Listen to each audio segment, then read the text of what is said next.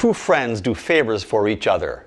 Many years ago, I received a letter from a stranger, a young New Orleans man, asking if I would consider doing a Today Show story about his friend, an artist with a unique talent. The letter writer wanted nothing for himself. That impressed me, so I flew down to New Orleans, did the story, and now the three of us are close friends.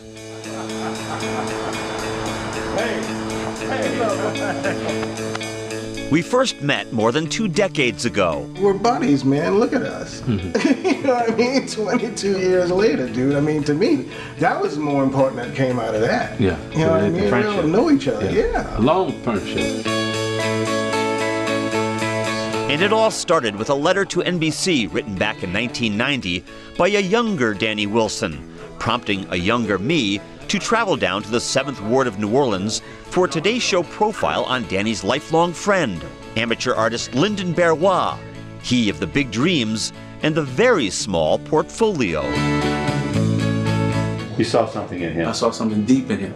The passion that he had about what he did. It wasn't a hobby, it was part of his life.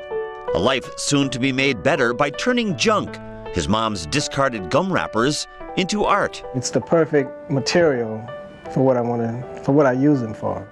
It's the perfect thing. You can see where even the twist and folds in the material takes on characteristics of movement. The story aired on Today in October of 1990, and then something magical happened. Ripley's Believe It or Not Museum saw that segment, and I think they bought 10 of them. At least 10, yeah, at least 10 and just put them in their museums around the world. Encouraged by the demand for his art and supported by Pell Grants and student loans, all of which he has since repaid, Lyndon left New Orleans to attend the prestigious California Institute of the Arts, where he learned to animate his gum wrappers. It's pretty ironic, man. You know, I mean, trash.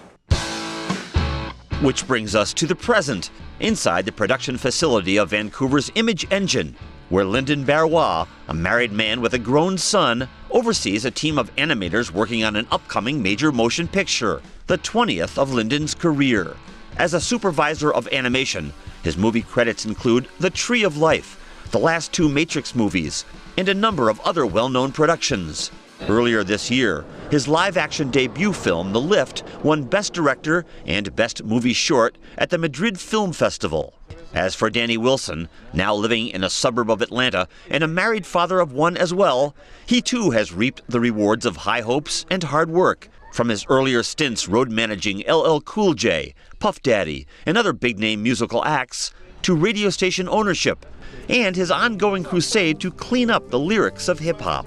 It says there's life and death in the power of the tongue. You're either going to speak life or you're going to speak death. And I prefer being around music and things that speak life.